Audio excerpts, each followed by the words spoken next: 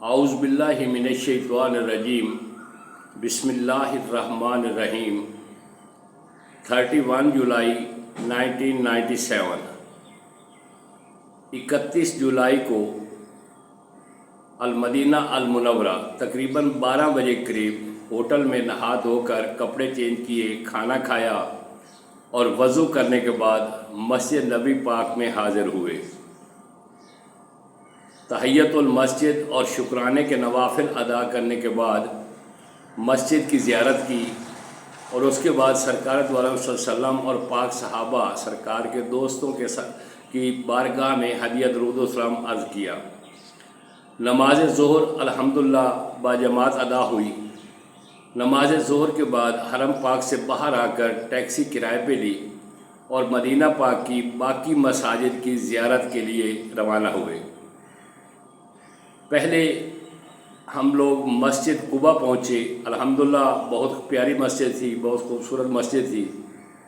زیارت کی، نوافل ادا کیے اور وہاں سے جبل احد کی زیارت کے لیے روانہ ہوئے۔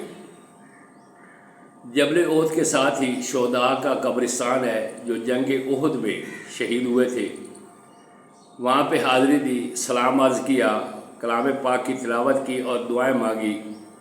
اس کے بعد مسجد قبلہ تین کی زیارت کے لیے روانہ ہوئے۔ مسجد قبلہ تین وہ مسجد ہے جہاں پہ سرکار دو عالم صلی اللہ علیہ وآلہ وسلم نماز ظہر باجماعت ادا کروا رہے تھے۔ نماز کے دوران ہی حضرت جبرائیل علیہ السلام اللہ تعالیٰ کا پیغام لے کر حاضر ہوئے اور سرکار دو عالم صلی اللہ علیہ وسلم کی پاک بار میں عرض کی کہ یا رسول اللہ، ابھی آپ لوگ مسجد قبلہ اول مسجد اقصیٰ کی طرف منہ کر کے نماز پڑھ رہے ہیں۔ پہلے مسلمانوں کا قبلہ یہی تھا، مسجد اقصیٰ جو کہ فلسطین میں ہے، اور اب اللہ تعالیٰ نے فرمایا ہے کہ آپ اپنا رخ تبدیل کریں اور باقی نماز بیت اللہ پاک کی طرف منہ کر کے نماز پڑھائیں۔ آج سے مسلمانوں کا قبلہ بیت اللہ پاک ہے۔ اس طرح سرکار دو عالم صلی اللہ علیہ وسلم نے تقریباً آدھی نماز کے بعد اپنا رخ تبدیل کروایا اور بیت اللہ پاک کی طرف منہ کر کے باقی نماز پڑھائی۔ اس طرح اس مسجد میں نماز دو قبلوں کی طرف منہ کر کے پڑھی گئی، اس لیے اس کو کہ مسجد قبلہ تین کہتے ہیں۔ یہ بہت ہی خوبصورت، بہت ہی پیاری مسجد ہے۔ زیارت کی، نوافل ادا کیے اور اس کے بعد مسجد حضرت سلیمان فارسی رضی اللہ تعالیٰ عنہ کی زیارت کے لیے گئے۔ پھر مسجد فتح میں حاضری دی اور اس کے بعد مسجد عمر ابن خطاب رضی اللہ تعالیٰ عنہ میں حاضری دی اور اس کے بعد مسجد امام علی ابن ابی طالب علیہ السلام کی زیارت کی اور ان تمام مساجد میں نوافل ادا کیے، شکرانے کے نوافل ادا کیے، تحیت المسجد کے نوافل ادا کیے اور تمام عزیز و اقارب کے لیے دعائیں مانگی۔ ان تمام مسجد کی زیارت کے بعد ہم لوگ واپس حرم پاک آ گئے۔ مسجد نبوی میں الحمدللہ نماز عصر، نماز مغرب اور نماز عشاء باجماعت ادا ہوئی۔ اس کے بعد نماز عشاء ادا کرنے کے بعد کافی دیر حرم پاک میں تلاوت کرتے رہے، ہدیہ درود و سلام پڑھتے رہے۔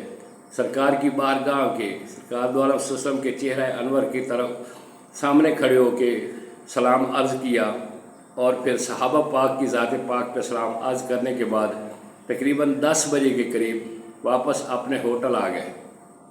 کھانا کھایا اور کھانا کھانے کے بعد سو گئے۔ صبح تقریباً 3 بجے کے قریب اٹھے، وضو کیا اور پھر حرم پاک مسجد نبی پاک میں تشریف چلے گئے۔ شکرانے کے اور تحیت المسجد کے نفل ادا کرنے کے بعد نماز تہجد ہوئی۔ نماز تہجد کے بعد تلاوت کرتے رہے اور مسجد پاک کے مختلف حصوں کی زیارتیں کرتے رہے اور اس کے بعد سرکار دو عالم صلی اللہ علیہ وسلم کی ذات پاک پہ ہدیہ درود و سلام عرض کیا اور پھر جمعۃ المبارک کی تیاری کے لیے واپس ہوٹل آ گیا نماز فجر ادا کرنے کے بعد۔ 1 اگست تھا، 1 اگست جمعۃ المبارک کا دن تھا۔ ہوٹل میں واپس آ کے اپنی تیاری کی اور دوبارہ نماز جمعۃ المبارک ادا کرنے کے لیے مسجد نبی پاک میں چلے گئے۔ کافی ٹائم تھا، اس لیے مسجد کے بہت ساری جگہوں پر ریاض الجنہ اور سرکار دو علیہ وسلم کے خطبے والی جگہ اور باقی صحابہ پاک کے خطبہ دینے والی جگہ پر بھی زیارتیں نصیب ہوئیں اور نوافل ادا کیے۔ اس طرح تو سارا دن تقریباً مسجد میں گزارا، اور پھر نماز جمعۃ المبارک ادا کرنے کے بعد تقریباً کچھ 4 بجے کے قریب ہم وہاں سے الوداعی سلام عرض کیا صحابہ پاک کی پاک بارگاہ میں، اور سرکار دو علیہ وسلم کی پاک بار میں الوداعی سلام عرض کر کے اجازت طلب کی، اور پھر مدینہ پاک سے بذریعہ ٹیکسی رابغ کے لیے روانہ ہوئے۔ تقریباً کچھ 6:30 بجے کے قریب ہم واپس رابغ اپنے مکان پر پہنچ گئے۔ الحمدللہ کروڑا بار اس اللہ پاک کی ذات کا شکر ادا کیا کہ اس نے مجھے حاضری اپنے پاکدار پہ حاضری نصیب کی اور جمعۃ المبارک ادا کیا۔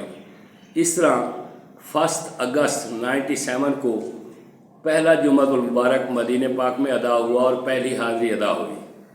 الحمدللہ انشاءاللہ اللہ پاک نے مدد کی، اور اگلی زیارتوں کے بارے میں اگلے ولاگ میں بتاؤں گا۔